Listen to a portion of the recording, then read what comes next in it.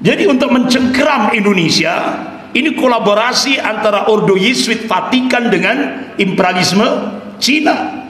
Ini yang sekarang ini dihadapi oleh kaum muslimin di Indonesia.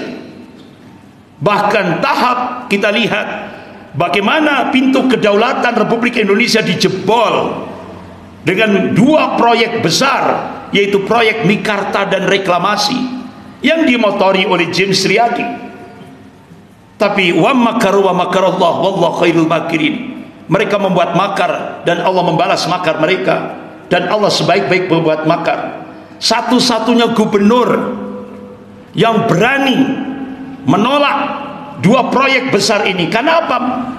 Gubernur ini paham proyek Mikarta itu adalah grand design Cina untuk mengintegrasikan Indonesia ke cakupan wilayah ekonomi Cina.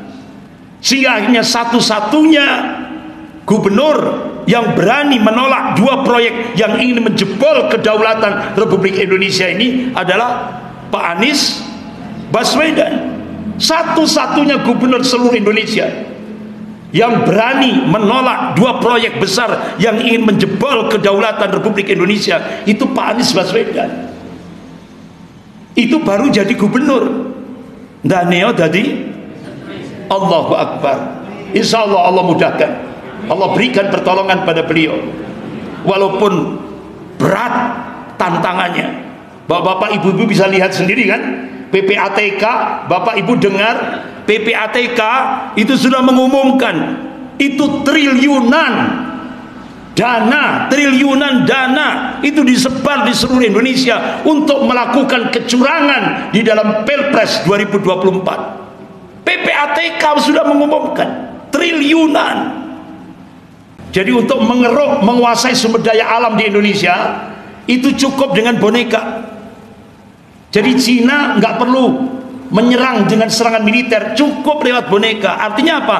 Ternyata di Indonesia pengkhianat bangsa lebih banyak daripada penyelamat bangsa.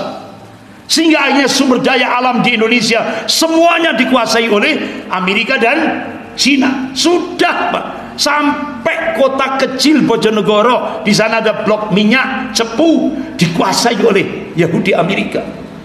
Semuanya lewat pengkhianat bangsa. Agak berat ini, yaitu info A1 dari Mayor Jenderal TNI Hartomo, ex Kepala BAIS, Kepala Badan Intelijen Strategis Angkatan Darat.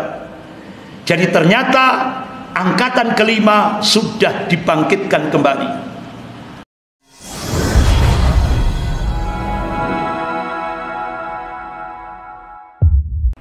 Innallaha kana 'alaikum raqiba. Ya ayyuhalladzina amanu taqullaha wa qulu qawlan sadida yuslih lakum a'malakum wa yaghfir lakum dhunubakum wa man yuti'illaha wa rasulahu faqad faza fawzan 'azima. Amma ba'd, fa inna asdaqal hadis kitabullah wa khairul hadi hadi Muhammadin sallallahu alaihi wasallam wa syarrul umur muhdatsatuha wa kullu muhdatsatin bid'ah wa kullu bid'atin dhalalah wa kullu dhalalatin finnar. Ma'asyiral muslimin jamaah subuh rahimakumullah. Pagi ini kita membahas kembali tentang masalah masyarakat ummah, problematika umat kontemporer. Sebagaimana dalam satu hadis dari Hudzaifah bin Yaman radhiyallahu anhu, hadis riwayat Imam Ahmad yang sering kali saya sampaikan pada kuliah subuh di Masjid Ki Ageng Kripik ini, bagaimana kita sekarang ini adalah umat akhir zaman. Kita masuk periodisasi sejarah yang keempat yang sering disebut dengan Mulkan Jabariyah. Ini masa-masa yang cukup berat yang dialami oleh umat Rasulullah sallallahu alaihi wasallam, di mana skopnya tidak hanya Indonesia tapi skopnya global, seluruh dunia. Sebagaimana Rasulullah bersabda, qala Rasulullah sallallahu alaihi wasallam, takun nubuwah fikum masyaallah an takuna thumma yarfa'uha idza sa'a yarfa'ha, thumma takunu khilafatun ala minhajin nubuwah fayakunu masyaallah an takuna thumma yarfa'uha idza sa'a yarfa'ha, thumma takunu mulkan adhan fayakunu masyaallah an takuna thumma yarfa'uha idza sa'a yarfa'ha, thumma takunu mulkan jabariyah, thumma takunu mulkan jabariyah fayakunu masyaallah ay yakuna thumma yarfa'uha idza sa'a yarfa'ha, thumma takunu khilafatan ala minhajin nubuwah. Kemudian Rasulullah diam. Ini hadis riwayat Imam Ahmad. Tidak perlu saya tafsiri lagi karena sudah sering kali saya sampaikan. Langsung masuk pada pembahasan tema kita pada pagi hari ini, yaitu periodisasi sejarah yang keempat, di mana kita memasuki masa mulkan Jabriyah, periode mulkan Jabariyah. Artinya Rasulullah mengabarkan dalam kitab Sahih Muslim bab Al-Fitan wa Asratus Sa'ah, seluruh dunia diliputi atau banyak dikendalikan oleh penguasa-penguasa diktator, penguasa-penguasa yang zalim, penguasa yang memaksakan kehendak bagi rakyatnya, penguasa yang menyengsarakan rakyatnya. Bahkan kejadian di Palestina ini juga dalam skop internasional yang selama ini menggaungkan HAM, freedom, kebebasan, kemanusiaan, ternyata justru dua tokoh ini menjadi the real teroris yang sejati, yaitu Presiden Amerika Joe Biden dan Perdana Menteri Israel Benjamin Netanyahu. Jadi dua orang inilah sekarang penjagal, pembunuh anak-anak dan kaum wanita yang sampai hari ini hampir 18.000 kaum muslimin, anak-anak dan kaum wanita di Palestina menjadi sasaran kebiadaban dua tokoh dunia ini, yaitu Presiden Amerika Joe Biden dan Perdana Menteri Israel Benjamin Netanyahu. Jadi memang kalau kita lihat Bapak-bapak Ibu yang dimuliakan Allah, periodisasi sejarah yang keempat yaitu mulkan Jabariyah, Bapak-bapak Ibu bisa lihat di slide-nya ini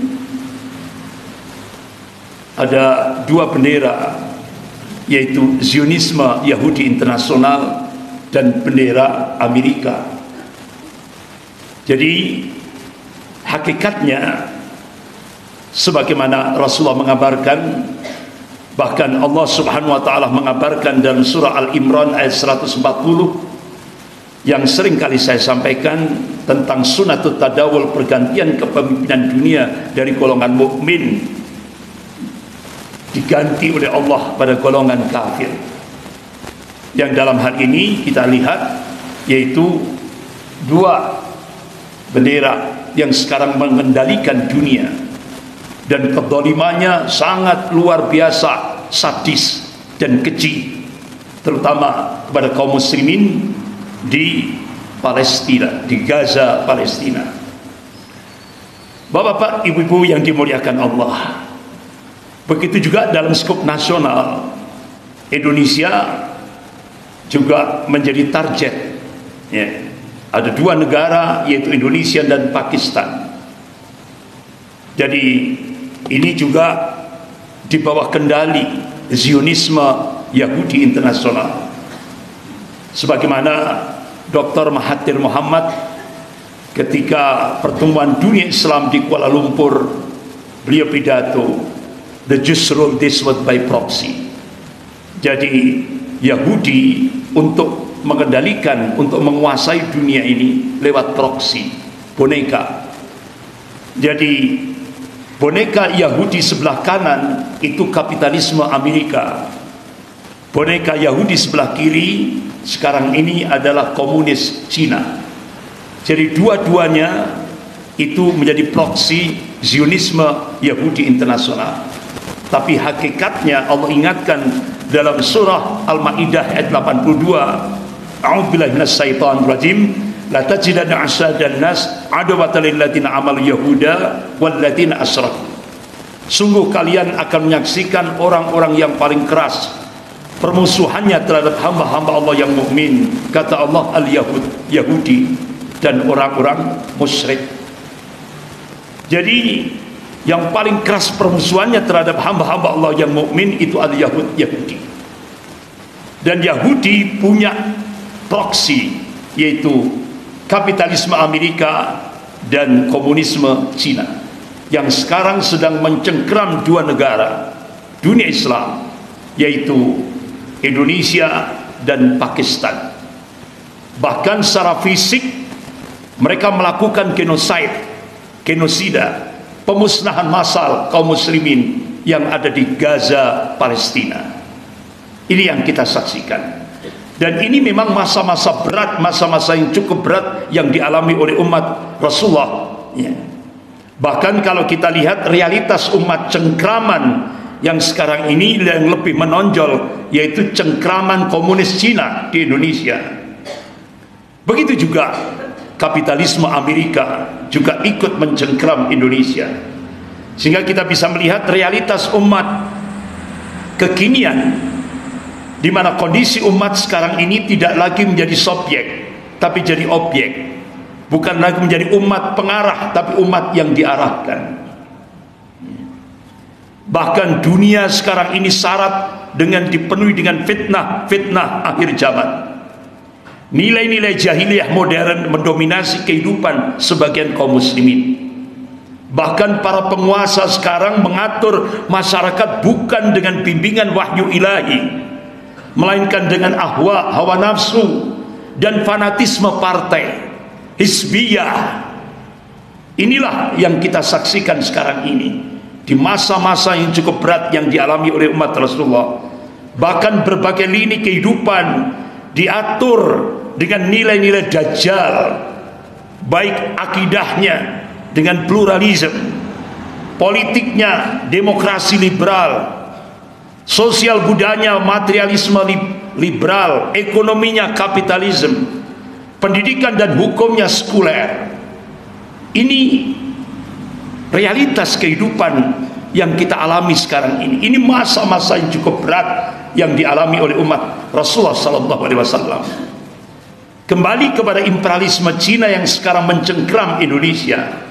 Kalau kita setback, buka sejarah, orang-orang Cina dulu di Indonesia zaman penjajahan itu jadi kolaborator dengan Belanda, penjajah Belanda. Zaman Orde Lama, orang-orang Cina di Indonesia jadi PKI. Zaman Orde Baru, orang-orang Cina jadi perampok ekonomi. Nah sekarang ketika era reformasi, sekarang orang-orang Cina menguasai Indonesia, yang sering kita sebut dengan oligarki, baik oligarki ekonomi maupun oligarki politik. Itu realitasnya. Jadi sekarang ini kita dijajah oleh Cina. Ini nyata. Bahkan pimpinan Perserikatan Muhammadiyah, Profesor Haidar Nasir, beliau memberikan statement, jihad konstitusi yang dilakukan Muhammadiyah hasilnya akan hambar ketika Indonesia dikendalikan oleh oligarki ekonomi maupun oligarki politik.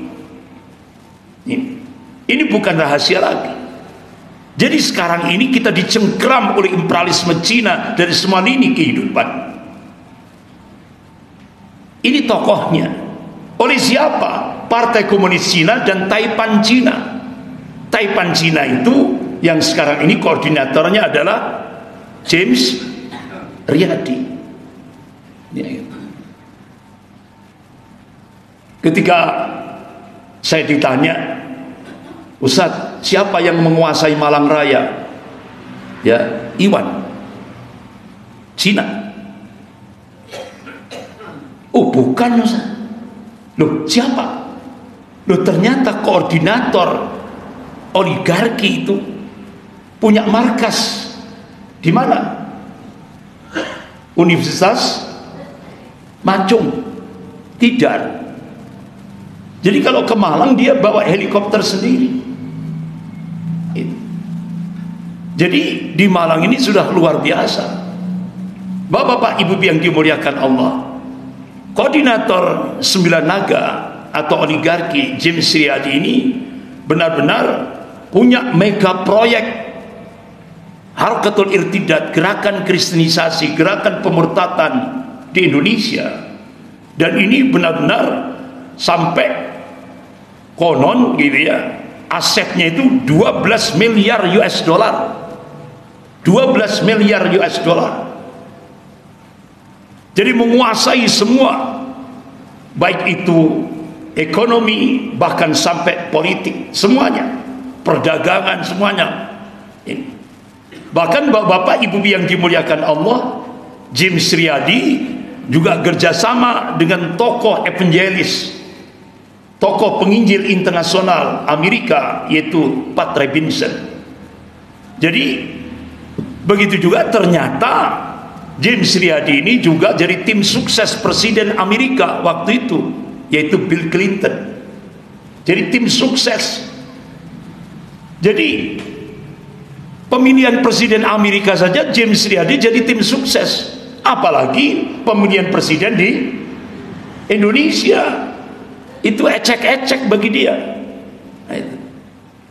Jadi ini yang perlu kita perhatikan bersama. Bahkan kekuatan khusus mereka berani mengeksploitasi misi mereka di berbagai media dan komunitas internal Kristiani di Indonesia untuk menguasai dan mengendalikan umat Islam di Indonesia. Bahkan mereka menggalang lebih dari 15 kekuatan asing untuk mewujudkan visi misinya untuk mencengkeram Indonesia yang mayoritas penduduknya Muslim. Bahkan di belakangnya ada konglomerat-konglomerat besar yang kita lihat, yang sering kita sebut dengan Sembilan Naga atau oligarki, yang koordinatornya itu James Riyadi, Lipo Group. Bapak-bapak, ibu-ibu yang dimuliakan Allah, oleh karena itu ternyata start untuk menguasai Indonesia, James Riyadi kolaborasi dengan tokoh Zionis Yahudi internasional, yaitu Stan Greenberg, untuk mewujudkan visi misinya di Indonesia. Sehingga akhirnya bapak-bapak ibu yang dimuliakan Allah, kalau kita buka jejak digitalnya, itu tidak lepas daripada gerakan Ordo Jesuit yang itu di bawah Vatikan, gerakan internasional Ordo Jesuit, yang itu kalau kita buka literatur ada kurang lebih sekitar 33.000 jaringan Ordo Jesuit yang menyebar seluruh dunia, termasuk di Indonesia. Jadi ini cukup militan sekali. Bahkan sudah difilmkan, judul filmnya itu The Da Vinci Code. Jadi ini mereka militan sekali.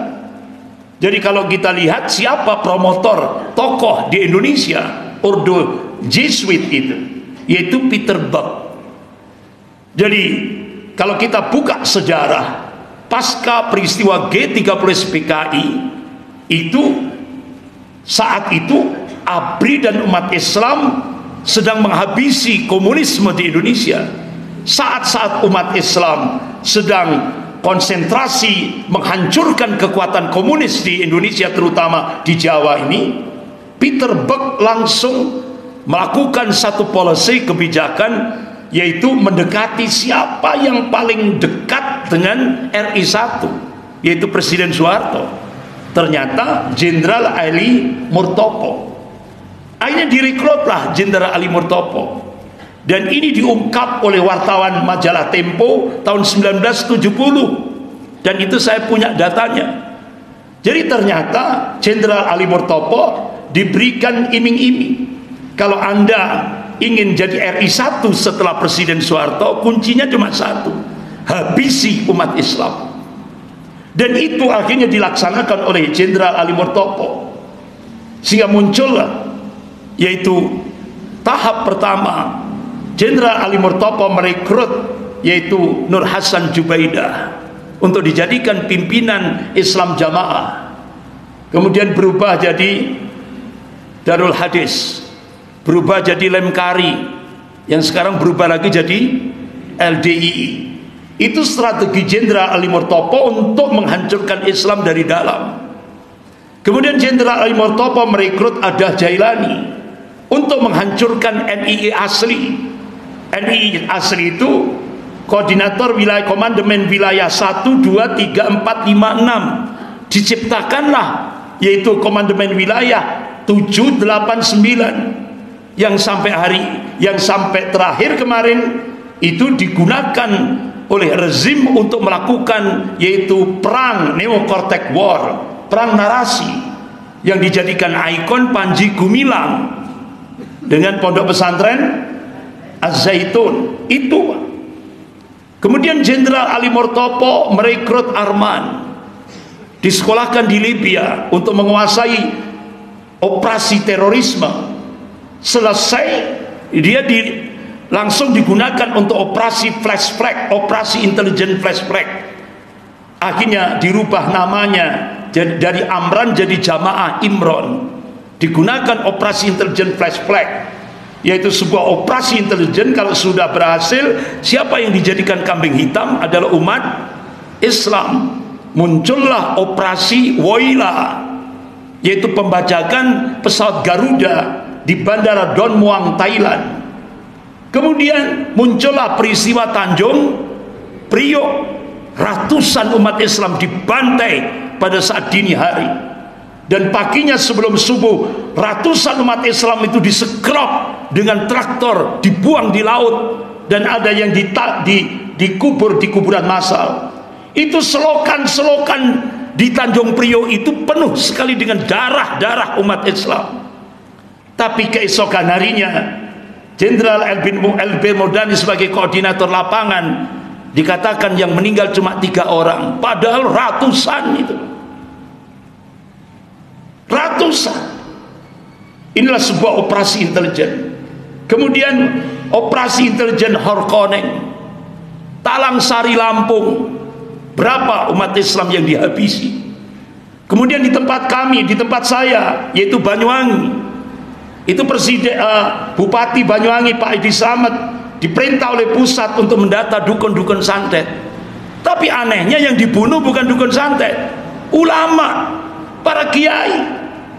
Hampir 253 yang sampai sekarang ini belum pernah ada kejelasan bagaimana dari sisi hukumnya, dipetieskan sampai sekarang. Itu di tempat saya di Banyuwangi. Bapak-bapak, ibu-ibu yang dimuliakan Allah. Kemudian muncul lagi yang sering disebut dengan operasi ninja. Nah, jadi itu yang terjadi di banyak sekali. Tapi akhirnya Presiden Soeharto paham tentang gerakan yang dilakukan oleh Jenderal Ali Murtopo. Akhirnya Jenderal Ali Murtopo langsung dikotak jadi Menteri Penerangan sampai mati. Gagallah dia jadi RI 1. Ali Murtopo mati, dilanjutkan Jenderal LB Murdani. Operasi-operasi intelijen terus berlangsung. Kembali lagi umat Islam yang dijadikan korban. Sampai puncaknya yaitu peristiwa Mei 98. Itu tahap 1, tahap 2, tahap 3, tahap 4, tahap 5, tahap 6, tahap 7, tahap 8, persis sama dengan gerakan komunis PKI. Jadi peristiwa Mei 98 itu digodok di Singapura yang dimotori oleh Zionis Yahudi Internasional yaitu George Soros. Terjadilah peristiwa Mei 98. Berapa korbannya itu? Akhirnya Jenderal LB Murdani mati, dilanjutkan oleh Jenderal Hendro Priyono, ditopang oleh Luhut Binsar Panjaitan. Nah, akhirnya ketemulah oligarki dengan tokoh Ordo Jesuit yang sekarang ini mengendalikan Indonesia. Yang mengendalikan ini dua tokoh Ordo Yesuit ini. Dan itu Bapak Ibu bisa lihat di atas itu Paus Benedictus XVI. Jadi di pusat Ordo Yesuit yang sekarang ini kolaborasi dengan Cina yang di bawahnya itu. Jadi untuk mencengkeram Indonesia, ini kolaborasi antara Ordo Yesuit Vatikan dengan imperialisme Cina. Ini yang sekarang ini dihadapi oleh kaum muslimin di Indonesia. Bahkan tahap kita lihat bagaimana pintu kedaulatan Republik Indonesia dijebol dengan dua proyek besar, yaitu proyek Mikarta dan reklamasi yang dimotori oleh James Riyadi. Tapi wa makaru wa makarallah wallahu khairul makirin. Mereka membuat makar dan Allah membalas makar mereka, dan Allah sebaik-baik pembuat makar. Satu-satunya gubernur yang berani menolak dua proyek besar ini. Kenapa? Gubernur ini paham proyek Mikarta itu adalah grand design Cina untuk mengintegrasikan Indonesia ke cakupan wilayah ekonomi Cina, sehingga akhirnya satu-satunya gubernur yang berani menolak dua proyek yang ingin menjebol kedaulatan Republik Indonesia ini adalah Pak Anies Baswedan. Satu-satunya gubernur seluruh Indonesia yang berani menolak dua proyek besar yang ingin menjebol kedaulatan Republik Indonesia itu Pak Anies Baswedan. Itu baru jadi gubernur. Daneo jadi Allahu Akbar. Insya Allah Allah mudahkan, Allah berikan pertolongan pada beliau. Walaupun berat tantangannya.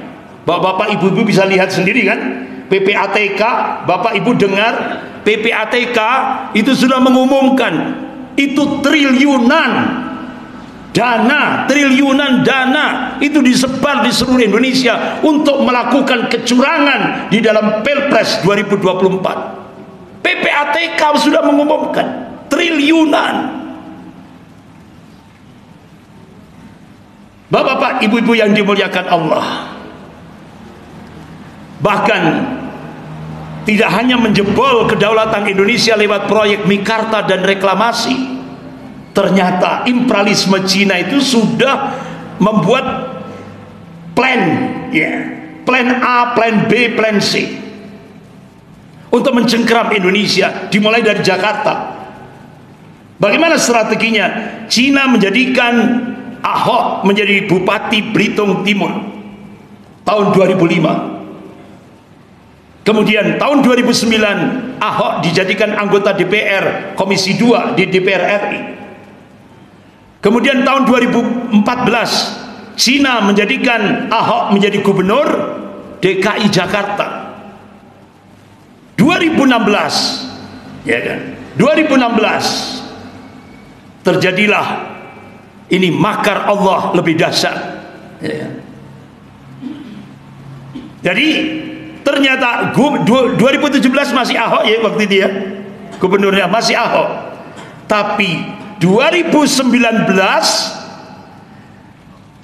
Ahok akan dijadikan RI 2, akan dijadikan RI 2. Ternyata makar Allah lebih dahsyat.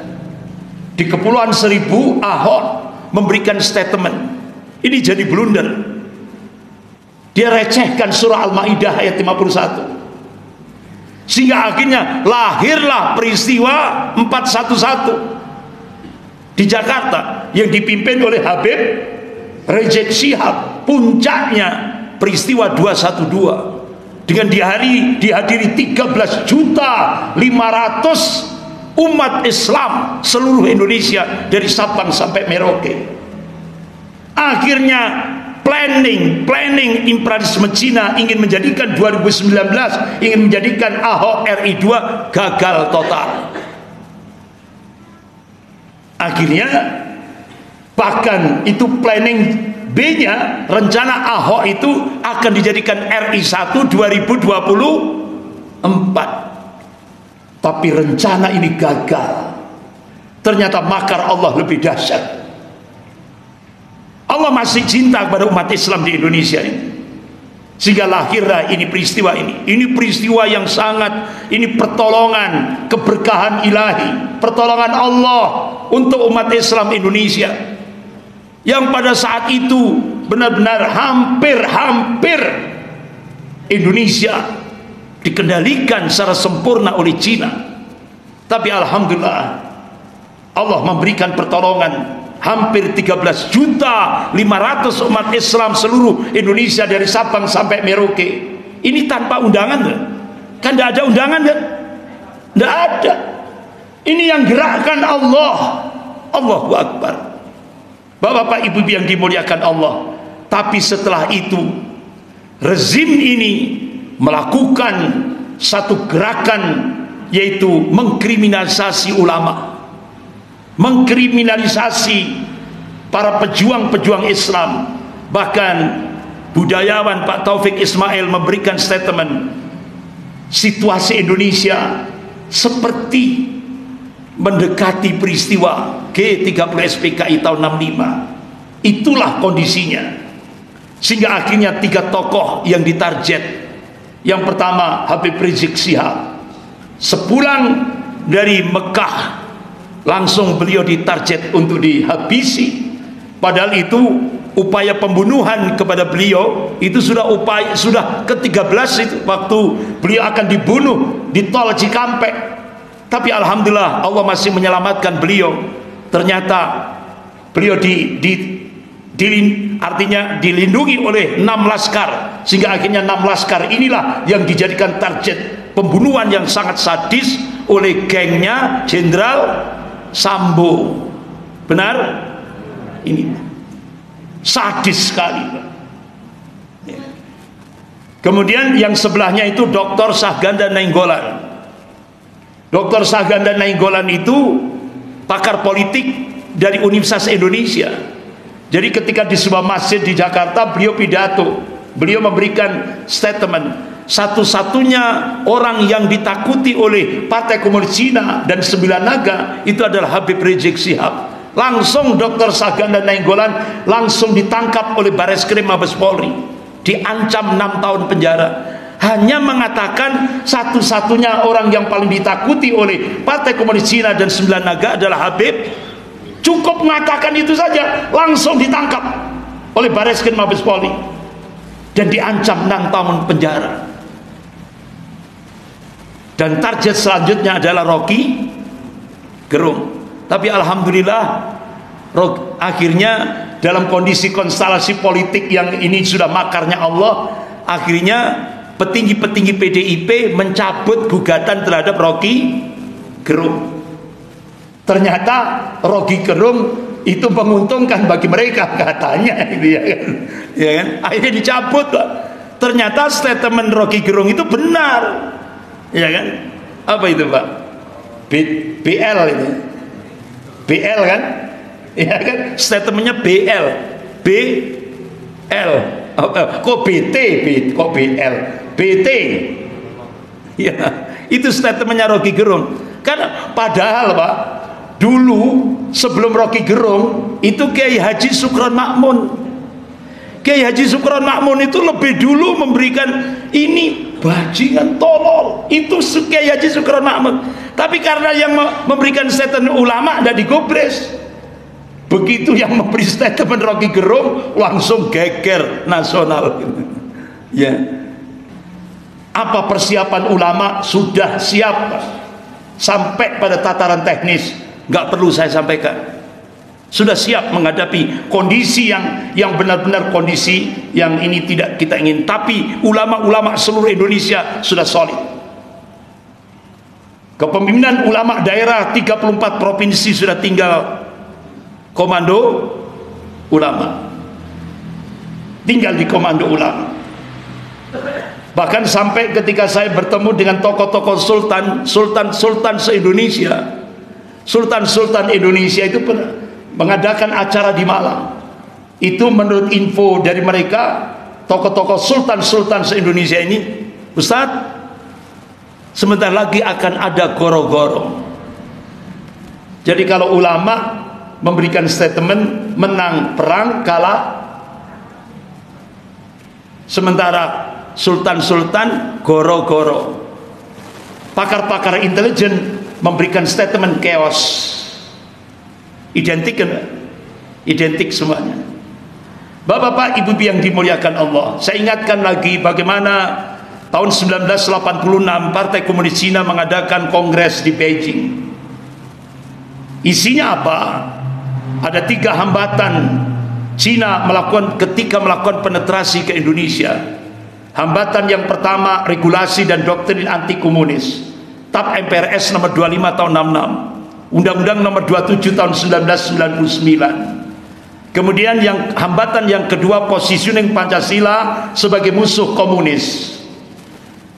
Hambatan yang ketiga, sikap anti komunis di kalangan umat Islam Indonesia masih solid. Tapi ternyata hambatan pertama sudah dijebol, Pak. Sudah dijebol, yaitu prosesnya begitu rinci sekali. Bahkan sosialisasinya benar-benar kita nggak sadar, Pak.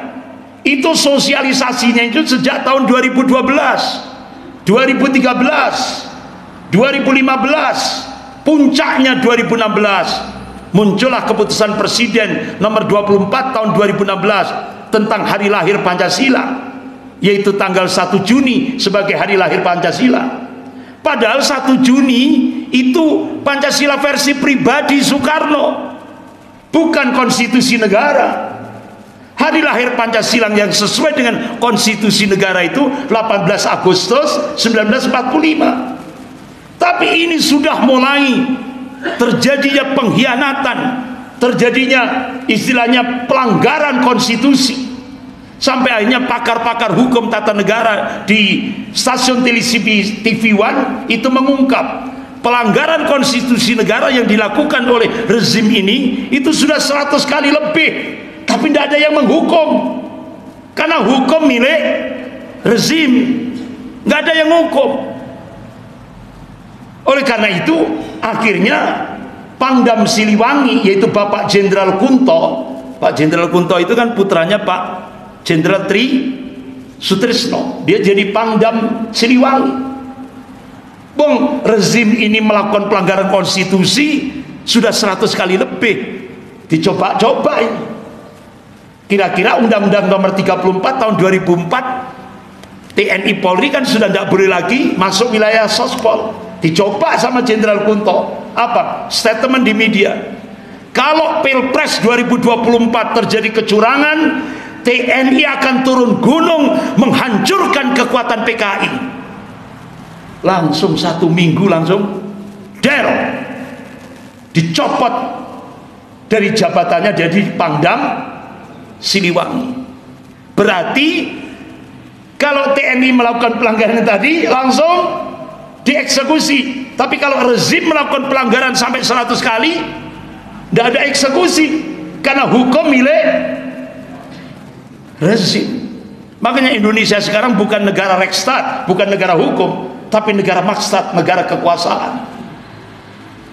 Ini coba akhirnya gayung bersambut setelah muncul keputusan Presiden nomor 24 tentang 2016 tentang kelahiran 1 Juni Pancasila, muncul lagi peraturan Presiden nomor 7 tahun 2018 tentang BPIP, yang tadinya HIP yaitu dirubah jadi BPIP, casingnya saja. Padahal rancangan undang-undang HIP itu benar-benar di situ manifesto komunis, Pak. Indonesia akan dijadikan negara komunis. Tidak tahunya setelah dari DPR diserahkan pada pemerintah, pemerintahan yang ganti casingnya saja, HIP diganti BPIP. Substansinya sama, tidak ada perubahan. Akhirnya muncul Undang-Undang nomor 11 tahun 2019 tentang sistem nasional. Jadi ternyata sistem kehidupan berbangsa dan bernegara tidak lagi berlandasan ketuhanan yang Maha Esa, yang selama ini berdasarkan ketuhanan yang Maha Esa. Sekarang landasannya iptek, benar-benar kita dibuat sekuler. Kalau Indonesia berhasil menjadi negara sekuler, itu entry point, pintu masuk kebangkitan komunis di Indonesia. Ini yang tidak kita, yang banyak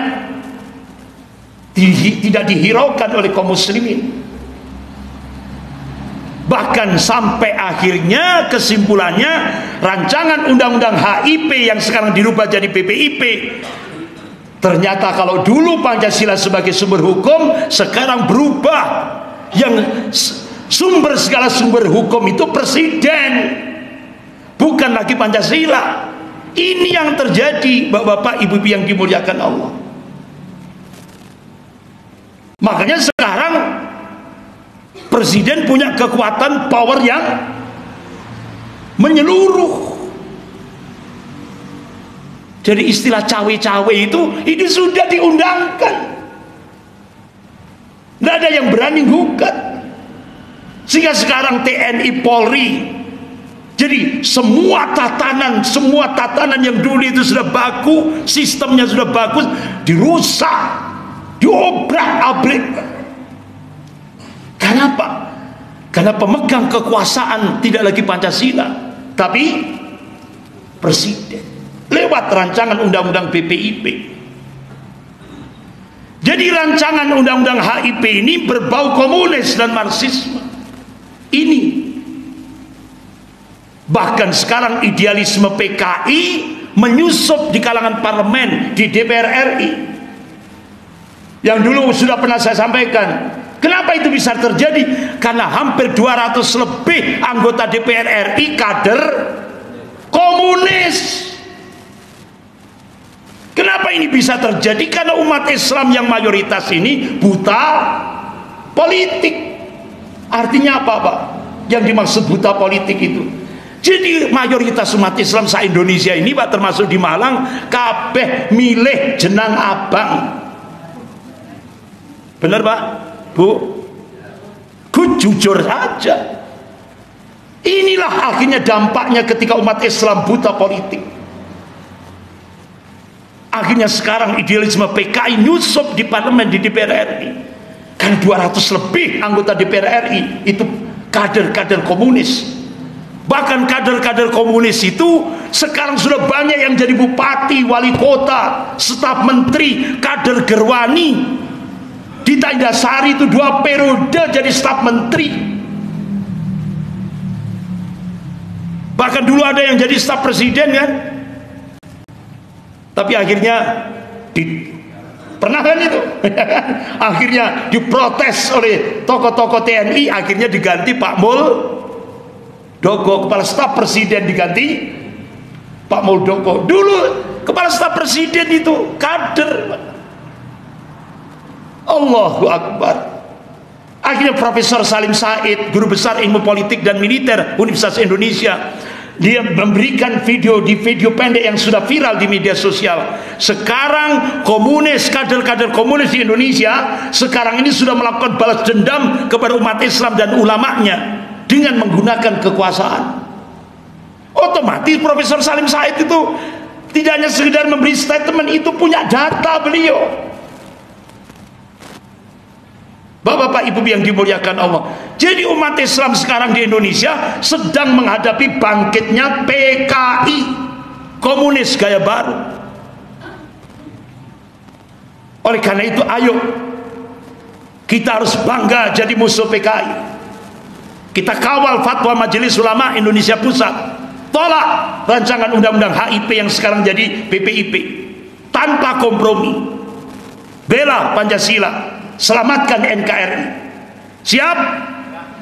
Takbir, Allahu Akbar. Bahkan akhirnya bapak-bapak, ibu yang dimuliakan Allah, ketika muncul kepres keputusan Presiden nomor 17 tahun 2022, akhirnya PKI diimunisasi, imunitas, sehingga akhirnya rezim minta maaf kepada PKI.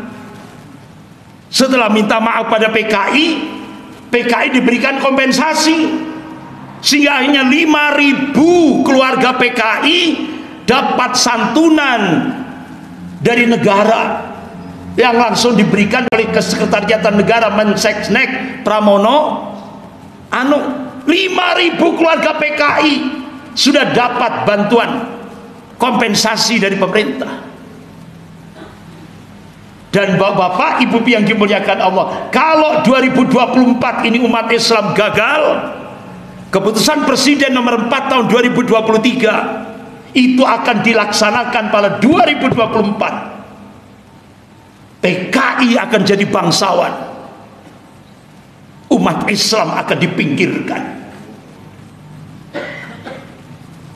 Ini oleh karena itu, ayo 2024 umat Islam benar-benar all out berjuang sebagaimana istimewa ulama. Ya. Pilih ya, pemimpin ideologis, ya kan? Karena Cina itu berdiri di dua kaki, ya kan? Cina ini berdiri di dua kaki. Saya kira nggak perlu saya sampaikan, ini kode etik, ya kan? Ya kan? Pilih yang sudah disepakati oleh ulama. Kemudian hambatan yang kedua, positioning Pancasila sebagai musuh komunis dijebol dengan undang-undang Omnibus Law. Ngeri Pak kita ini. Itu salah satu dari di dalam undang-undang Omnibus Law. Nanti 2024 kalau umat Islam gagal, undang-undang Omnibus Law disosialisasikan, itu nanti ke depan banyak penjara-penjara se-Indonesia itu isinya bukan kriminal, tapi isinya para kiai, Pak. Isinya para kiai yang punya pondok-pondok pesantren. Kenapa? Dalam undang-undang Omnibus Law, pesantren-pesantren wajib izin langsung ke pemerintah pusat. Kalau enggak, akan kena penjara 10 tahun. Kalau enggak mau dipenjara 10 tahun, denda 1 miliar. Ya otomatis Pak, pondok-pondok pesantren yang ada di pelosok-pelosok desa, daripada denda 1 miliar, lebih baik masuk penjara 10 tahun. Ini Pak, bapak-bapak, ibu-ibu yang dimuliakan Allah. Makanya kenapa ketika saya dipanggil mantan Panglima TNI, Bapak Jenderal Purnawirawan Gatot Nurmantio, sampai di rumah saya nangis, Pak. Nangis, ya Allah, gimana nanti nasib anak cucu kami, ya Allah. 2024 umat Islam harus bangkit. Jadi kalau dulu kita dijajah oleh Belanda, VOC lewat VOC, sekarang kita dijajah oleh Cina.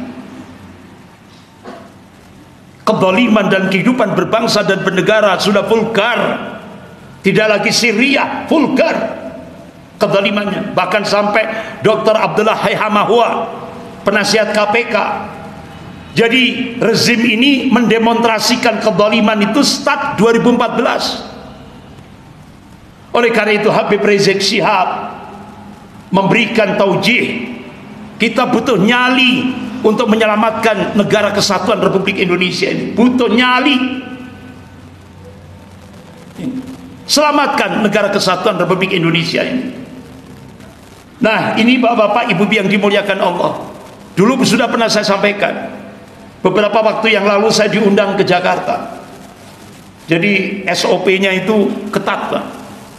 Masuk saya tidak boleh bawa HP, tidak boleh. Semua harus diperiksa semuanya. Ya kan?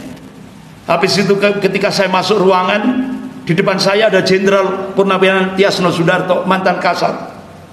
Sebelahnya lagi ada Jenderal Purnawirawan Sunarko, mantan Danjen Kopassus. Sebelah lagi ada Jenderal Purnawirawan Soeharto, mantan Komandan Marinir. Sebelahnya lagi jenderal-jenderal yang saya nggak tahu namanya. Kemudian di sebelah kanan saya ada Pak Kolonel Purnawirawan Sugeng Waras yang seringkali muncul di medsos. Kemudian ada beberapa pakar, baik pakar pertahanan, pakar ekonomi, politik, dan beberapa pakar pertambangan, dan semuanya lengkap. Nah, ternyata Pak, di Indonesia sekarang sudah terjadi 3 peperangan sekaligus. Yang pertama perang militer, non militer. Yang ini strateginya nanti kita bahas bersama. Kemudian perang yang kedua proxy war, perang boneka. Jadi untuk mengeruk, menguasai sumber daya alam di Indonesia itu cukup dengan boneka. Jadi Cina nggak perlu menyerang dengan serangan militer, cukup lewat boneka. Artinya apa? Ternyata di Indonesia pengkhianat-pengkhianat bangsa lebih banyak daripada penyelamat bangsa.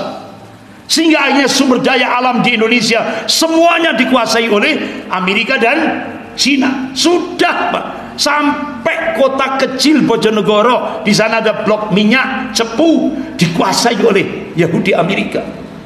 Semuanya lewat pengkhianat bangsa.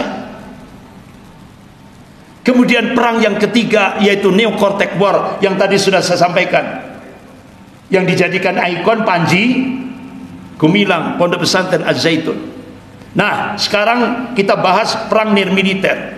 Strategi yang pertama yaitu modusnya investasi dan bisnis. Sebagaimana kita sudah dengar, Cina punya ambisi proyek One Belt One Road, obor. Itu meliputi 65 negara, 70% populasi dunia. Dari 65 negara itu yang berani menolak imperialisme Cina cuma satu, Malaysia. Berani berkata no.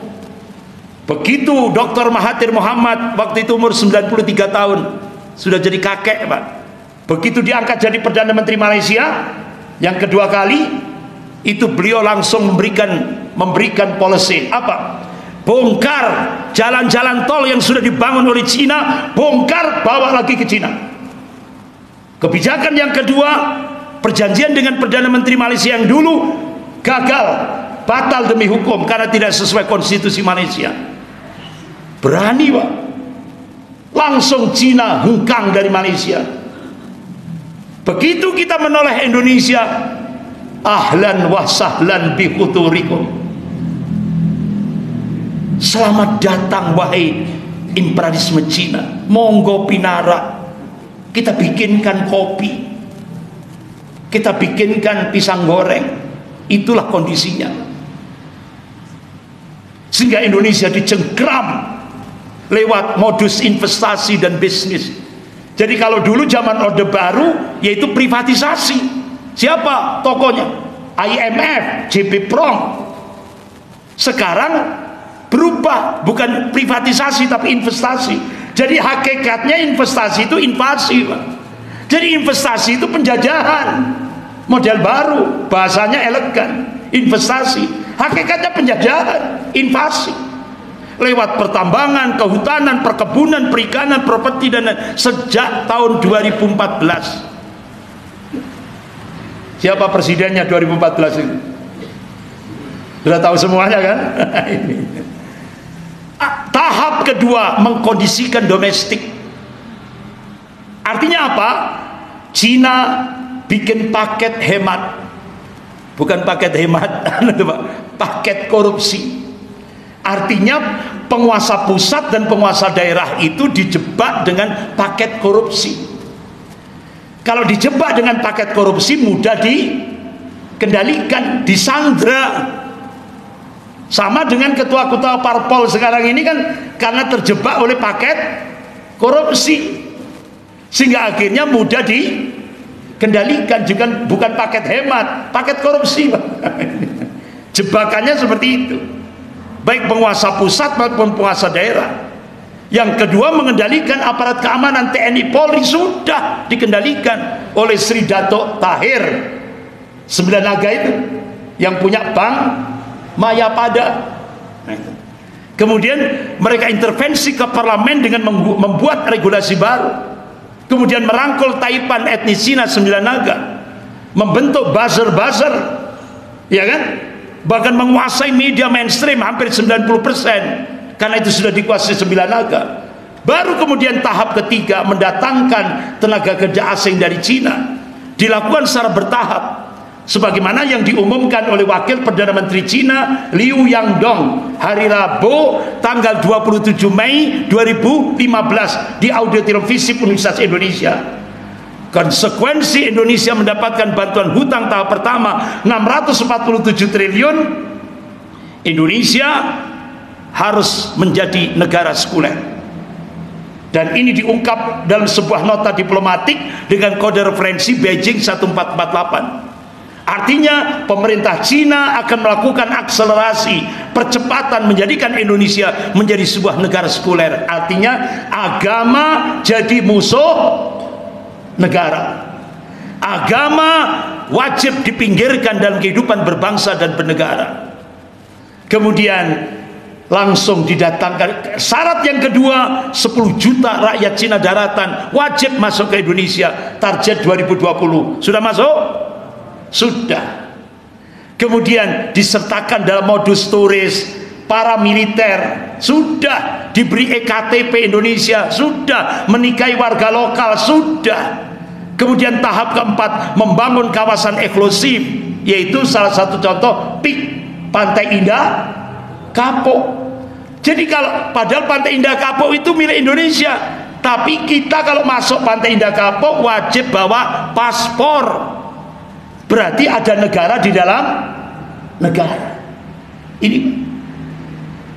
Nah, bahkan bapak-bapak, ibu-ibu yang dimuliakan Allah, akhirnya intervensi pada regulasi, buat aturan sendiri, mempersiapkan senjata dan amunisi. Nah, ketika saya diduetkan di Pendopo Kabupaten Garut, waktu itu saya diundang Bupati Garut, diduetkan dengan Pangkostrat, yaitu Mayor Jenderal TNI Kiflan Zen. Jadi ternyata waktu itu saya moderator Pak Mayor Jenderal Kiflan Zen. Jadi beliau menginformasikan ternyata pusat logistik persenjataan dan amunisi komunis itu ditempatkan di Filipina. Makanya kenapa rakyat-rakyat Cina daratan itu perjalanannya dari Bandara Soekarno-Hatta ke Bandara Manado, ke Bandara Kendari, untuk mendekati logistik persenjataan. Kemudian yang kelima, ekspansi bisnis, termasuk juga tenaga kerja di Pulau Kalimantan, Maluku, Sulawesi dan Papua. Ini nyata, Pak. Ketika saya diundang di Kalimantan Selatan 10 hari, di Kalimantan Tengah 10 hari, ya Allah, itu di hutan-hutan Kalimantan itu banyak orang Cinanya daripada pribumi. Kemudian kuasai pelabuhan dan bandara. Sudah, tidak hanya pelabuhan dan bandara, jalan-jalan tol sudah dijual ke Cina. Kemudian tahap kedua, yaitu didatangkan lagi. Di sini tertulis 50 juta dan itu diumumkan oleh Presiden. Bulan April 2022 akan datang lagi turis-turis dari Cina. Kemudian yang keenam, bangun pangkalan militer kecil baik di Kalimantan maupun Maluku, tapi yang tidak diekspos, yaitu di Kepulauan Natuna. Itu sudah jadi markas militer Cina. Radar-radarnya super canggih. Akhirnya Cina minta 17.000 meter, 17.000 kilometer, satu pulau, untuk menggenapkan kekuatan angkatan laut Cina, yaitu di kawasan Rempang Galang. Tapi kamuflasenya apa? Cina akan mendirikan pabrik kaca Xinyi. Itu bohong, Pak. Ternyata di kawasan Rempang Galang itu ada laut dalam. Itu yang dibutuhkan oleh Cina. Untuk apa? Kapal-kapal perangnya, kapal-kapal laut, kapal-kapal perangnya bisa merapat ke Rempang Galang untuk memperkuat markas militer Cina yang ada di Natuna. Makanya kenapa umat Islam di Rempang Galang diusir? Tapi alhamdulillah kena batunya, Pak. Akhirnya orang-orang Melayu seluruh akan balik ke Rempang Galang, siap jihad sampai mati untuk mempertahankan. Kenapa? Kalau dia mati itu diniati mati syahid, itu akhirnya gagal. Setelah Rempang Galang ini, sampai setelah ini Sumatera Barat tinggal tunggu tanggal mainnya. Ini sudah planning. Kemudian yang keenam, bangun pangkalan militer. Tadi sudah saya sampaikan, termasuk pangkalan militer kecil Kalimantan, Maluku 100.000 dan sudah Alibinya apa? Melindungi aset investasi keselamatan tenaga kerja asing Cina. Kemudian yang ketujuh, kuasai IKN. Sudah, ibu kota negara baru. Ketika presiden pulang dari Cina sudah mengumumkan proyek IKN itu adalah proyek Cina. Desainnya dari Cina, biayanya dari Cina, buruhnya dari Cina, materialnya dari Cina, termasuk pabrik semen Tanjung itu milik Cina. Itu untuk pembangunan IKN. Sudah. Kemudian kuasai fisik. Ternyata bapak-bapak, ini bukan rahasia lagi, 80% tanah se-Indonesia sudah dikuasai Cina. 80% tanah se-Indonesia sudah dikuasai Cina. Gak usah jauh-jauh, Malang saja. Coba di mana itu, Goroken Angrok itu ada Citra ya, Citraland ya, Citraland. Berapa yang dikuasai Cina? Hampir 250 hektar. Belum tidak, belum yang lain-lain. Ini Malang saja. Seluruh Indonesia 80% tanah se-Indonesia sudah dikuasai Cina. Pribumi dikasih 20%. Kemudian bentuk pemerintahan boneka. Yang kedelapan, aksi soft aggression. Jadi saraluna, agresi saraluna, yaitu kuasai ekonomi, politik, pertahanan. Sudah. Amandemen undang-undang dasar yang berhaluan pro komunis. Sudah, Pak.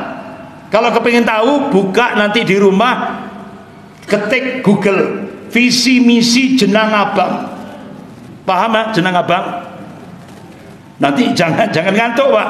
Nanti kalau di rumah diketik visi misi Jenang Abang, ya nggak ketemu, Pak. Paham kan Jenang Abang? Paham. Partai Merah, visi misi nyata itu. Yang terakhir ini, Pak, ini yang diungkap hasil riset daripada dua pakar intelijen dunia, Peter Warren dan August Cole. Apa? Indonesia akan disubkan. Apa disubkan ini? Jadi koloni. Sehingga akhirnya prediksi dua pakar intelijen dunia ini, diprediksi 2030 sudah tidak ada lagi Indonesia. Yang ada adalah Cina. Bahkan yang komentari ini bukan saya, Pak. Dua mantan Panglima TNI, yaitu Jenderal Purnawirawan Joko Santoso, sudah meninggal beliau, Allahumma yarham. Kemudian Jenderal Purnawirawan Gatot Nurmantio. Kata beliau mengomentari dua pakar intelijen dunia ini, bisa lebih cepat dari tahun 2030, bisa lebih awal dari itu. Dan yang dikhawatirkan oleh ulama-ulama kita, tokoh-tokoh nasional, tidak menutup kemungkinan Cina setelah menguasai Indonesia, umat Islam akan dijadikan seperti Tibet atau Uighur di Xinjiang, Cina. Nasibnya. Bapak-bapak, ibu-ibu yang dimuliakan Allah, ini yang tadi sudah saya sampaikan, hasil riset daripada dua pakar intelijen dunia yang digerakkan oleh mafia Taipan dan Partai Komunis Cina. Nah sekarang ini yang agak enggak apa-apa, saya tambahi rodok senep, Pak. Rodok senep enggak apa-apa. Ini rodok senep ini, Pak. Agak berat ini, yaitu info A1 dari Mayor Jenderal TNI Hartomo, ex Kepala BAIS, Kepala Badan Intelijen Strategis Angkatan Darat. Jadi ternyata Angkatan kelima sudah dibangkitkan kembali. Kalau dulu jaya-jayanya PKI, Angkatan kelima itu petani dan buruh. Makanya Bapak Ibu lihat sendiri kan, sadis kan. Ketika menangani di Bawaslu, ada anak kecil Harun Ar-Rasyid, anak SMP, anak kecil, itu dibantai 10 brimob. Yang kemarin pada saat debat Pilpres, Pak Anies membawa bapaknya sama ibunya Harun Al-Rasyid. Itu anak kecil umur 15 dibantai 10 brimob. dihantam dengan popor senjata kepalanya sampai hancur, tempurungnya sudah lunak, digebuk dengan balok, ditendang, diinjak-injak, kemudian dilempar di sebuah selokan yang penuh lumpur. Akhirnya relawan begitu mengangkat, kepalanya itu sudah lunak semua Pak, tempurungnya sudah hancur. Pertanyaannya, apa 10 brimob itu diadili? Tidak, bebas. Termasuk kasus Kanjuruhan. Apakah brimobnya diadili? Di sidang pengadilan yang salah brimobnya atau angin? Angin. Sehingga sekarang aparat sibuk nangkap angin. Kalau angin berhasil ditangkap, nanti di sidang baru angin akan dipenjara. Bisakah itu terjadi? Impossible. Bebas. Berapa di Kanjuruhan yang korbannya? Ratusan. Ini. Yang kedua, pembentukan Satuan Pembantai Umat Islam. Ini sudah ada proposalnya 2001. Korbannya banyak. Kalau dulu dilakukan Jenderal Ali Murtopo, sekarang oleh Densus 88. Berapa banyak korban umat Islam yang dibantai, yang salah tembak. Kemudian yang keempat, yang diinformasikan oleh mantan Kepala BAIS Mayor Jenderal TNI Hartomo, impor senjata yang terbongkar oleh BAIS sepanjang 2016 sampai 2019. Itu beberapa kali Polri mengimpor ratusan ribu senjata-senjata berat yang semuanya di cover Brimob, sampai akhirnya disita oleh Panglima TNI Jenderal Gatot Nurmantio. Iya kan? Tapi ternyata Pak Gatot Nurmantio langsung di del sebelum pensiun, dicopot dari jabatan Panglima. Karena apa? Gerakan nobar nonton bareng film G30S PKI, termasuk penyitaan ini tadi, sehingga akhirnya senjata yang disita balik lagi ke Brimob. Kemudian yang kelima, tewasnya Komandan Tentara Merah di sebuah apartemen di Jakarta bulan November 2018 karena overdosis. Yang keenam, Tentara Merah dan Brimob menjadi sosok angkatan kelima. Yang ketujuh, TNI sudah dikerdilkan, dimutilasi, dilemahkan. Kemudian yang kedelapan, TNI telah berhasil dikebiri dan dimutilasi. Kemudian yang kesembilan, ternyata bangkitlah laskar-laskar Islam. Ada laskar jihad yang dipimpin oleh Ustadz Ja'far Umar Thalib Allahumma yarham. Tapi kemudian setelah peristiwa Poso, Ambon dan Poso selesai, dibubarkan. Tinggal FPI.